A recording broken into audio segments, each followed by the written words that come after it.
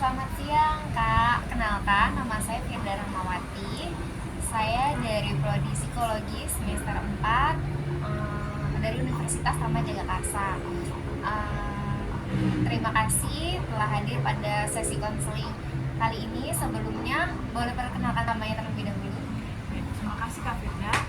Sebenarnya aku namanya Agustina, biasa dipanggil Tina. Uh, aku mau terima kasih juga buat untuk kesempatan kali ini dikasih untuk buat konseling ke Kak Firda. Dengan senang hati, pada sesi konseling ini Mbak Tina bisa menceritakan apapun yang menjadi keluh kesah Mbak Tina. Tenang aja, semua kerahasiaannya akan terjaga, tidak ada yang mengetahuinya.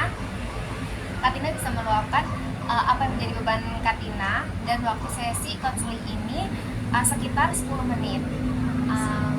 Boleh diceritakan apa yang menjadi beban Kak Tina selama ini?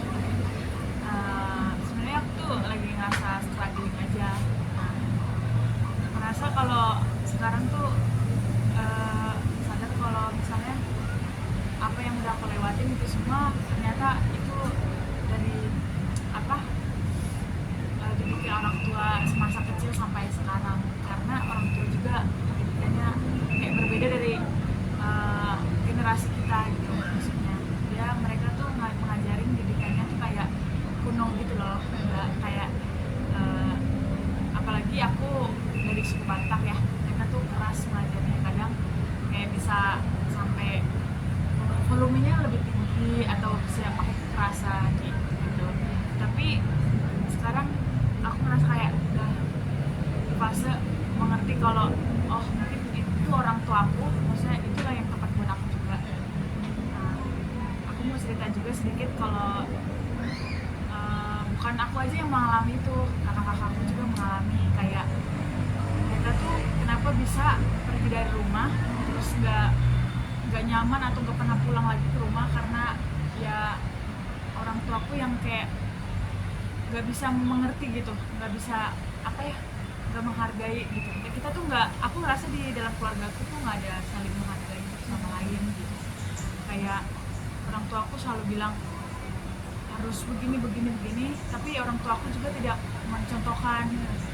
Biasanya dia pengen kita baik, tapi dia nggak mencontohkan kebaikan itu. Jadi kayak ya udahlah, itu hanya omong doang kayaknya. Terus aku juga ngerasa kayak kurang pengertian juga gitu. Kayak misalnya orang tua pengennya kamu tuh harusnya begini begini begini, jangan kayak si kakakmu gini gini. Aku menurutku sebenarnya mereka tuh menasihatiku baik. Ini aku cerita pengalaman sedikit ya dari Nggak apa-apa, luapkan aja apa yang selama ini jadi beban. Ya, dia tuh, jadi mamaku memang dia pekerja keras ya, maksudnya. Jadi selama dulu berumah tangga sebelum aku lahir juga, aku pernah dengar cerita dari saudara-saudara kalau misalnya memang bapakku ini memang dia pekerjaannya juga nggak yang begitu memenuhi kebutuhan. Nah, mungkin karena mamaku merasa kurang, jadi dia untuk bekerja keras sendirilah untuk memenuhi kebutuhan entah anak, keluarga kita gitu kan. Akhirnya mamaku lah yang bekerja. Jadi mamaku bekerja di pabrik itu, jadi dia yang memenuhi semua kebutuhan rumah segala macam. Nah, cuman di sisi lain karena bapakku pekerjaannya lebih rendah dari mamaku, bapakku juga gimana ya, maksudnya dulu pas bapakku cuma seorang pengamen, dia cuma bisa ngasih cukup makan doang, untuk kebutuhan rumah pun kayaknya kurang gitu loh. Jadi apa namanya, mamaku juga nggak menghargai itu. Maksudnya yalah cuma segini doang gitu. Kalau nah sekarang mamaku udah yang punya pekerjaan, udah punya uang gitu, jadi sama sekali nggak melihat bapakku seperti itu. Jadi kayak kesannya terbalik gitu. Terus aku ngelihat mereka kayak kurang menghargai itu loh. Yang satu mamaku nggak menghargai bapakku, bapakku juga nggak menghargai mamaku gitu loh. Nggak saling melengkapi lah mereka itu. Terus ya udah, dari situ aku ngeliat kayak ini tuh nggak baik gitu buat masa depan aku juga kalau aku contoh mereka gitu loh. Jadi aku bisa ngeliat kesimpulannya kayak apa yang mereka nasihatin itu sebenarnya ada baiknya juga, cuman kayak untuk generasi sekarang aku nggak bisa menerima itu, kayak ini tuh salah. Jadi aku ngerasa kayak kurang kayak support juga gitu dari orang tua, yang mereka hanya bisa menuntut gitu. Terus yang cewek harus bekerja keras. Jadi sesuatu yang aku pengen gitu di support gitu, karena selama ini aku nggak pernah bisa dapetin itu. Kalau boleh tahu, emang apa sih selama ini keinginan yang orang tua belum bisa support? Aku kurang didengerin, aku kurang merasa didengerin aja, karena selama dari aku kecil nggak pernah aku cerita. Jadi kamu di keluarga kurang merasa dihargai, kurang Iya. merasa disupport Iya. terutama sama orang tua gitu ya. Kalau boleh tahu, tadi kan Mbak cerita cara didiknya mereka gitu ya, cara didiknya mereka yang tidak sesuai dengan keadaan kamu sekarang gitu kan. Boleh dikasih tahu nggak contohnya tuh seperti apa? Struggle aku tuh kayak nggak bisa, gimana ya, nggak bisa bangkit karena ngerasa insecure juga. Terus kayak ngerasa waktu itu kan dulu sempat kuliah juga ya, terus udah bisa mengundurin diri. Itu juga semua karena orang tua juga.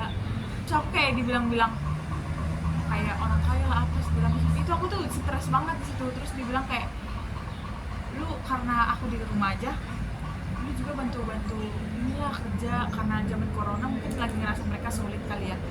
Terus lu kerja, padahal sedangkan di negeri itu kayak kuliahnya full day dan bisa setiap hari, Senin sampai Sabtu. Nah itu waktu juga cuma hari Minggu, dan itu pun kita pakai buat istirahat kan. Tapi ada momen di situ orang tua aku nyuruh kayak, lu di rumah aja, lu cari kerja lah gitu. Jadi kayak aku, oh mereka maunya aku juga membantu mereka gitu kerja. Ya aku tuh ngerasa aku tuh kurang perkembangan, ini bukan yang aku mau gitu. Gitu loh. Kalau boleh tahu, apa sih emang yang selama ini kamu mau gitu? Aku mau lanjut lagi sebenarnya kuliah, cuma mereka nggak support, mungkin karena keadaan juga ekonomi. Cuman sebenarnya gimana ya, gak ada yang nggak bisa sih, cuman aku tuh kayak disuruh berusaha aja sendiri gitu, karena di posisi sekarang juga aku udah daftar kayak ojek online gitu. Jadi aku ya udah usaha sendiri kayak, tapi aku tuh merasa nggak ada perkembangan gitu, karena aku merasa kayak stuck aja gitu. Kayak mungkin dari diri aku sendiri yang kayak belum, kurang gimana ya, nggak ada yang bantu aku buat maju gitu. Kayak cuman memang semuanya dari sendiri ya mbak. Aku bingung. Tapi hebat ya kamu, maksudnya di usia sekarang, terutama perempuan, masih ada keinginan untuk terus belajar, apalagi kamu sampai Iya. kerja ojek online kan capek banget pasti ya Mbak. Mungkin kamu ngerasa itu karena tuntutan dari keluarga kamu, dari orang tua kamu yang mengharuskan kamu seperti ini, seperti ini, seperti ini. Iya. Gitu ya. Mungkin ada lagi yang ingin diceritakan Mbak? Ya itu sih mbak, mungkin aku ngerasa kayak struggle-nya di situ, karena aku merasa sekarang gak bisa untuk lanjut lagi kayak misalnya ke sekolah, cuman kayak ya udah aku kerja seadanya gitu kan. Cuma aku ngerasa kayak ngeliat orang-orang udah, apa aku ngerasa tertinggal gitu, kayak aku pantas buat lanjutin ini semua gitu. Kita harus Mbak, karena semua proses tidak ada yang instan ya Mbak gitu. Pasti semua juga butuh perjuangan, semua juga butuh proses yang panjang, banyak rintangannya, banyak tantangannya. Mungkin ini salah satu tantangan untuk nanti Mbaknya bisa mencapai kehidupan yang lebih baik, karena Mbaknya sudah bisa bekerja keras dari usia segini, jadi tidak mengandalkan siapapun, terutama orang tua Mbak gitu kan. Jadi Mbak nggak yang apa orang tua di usia segini, Mbaknya udah bisa mandiri, udah bisa mengusahakan semuanya sendiri, apa sendiri gitu kan, tidak mengandalkan orang lain.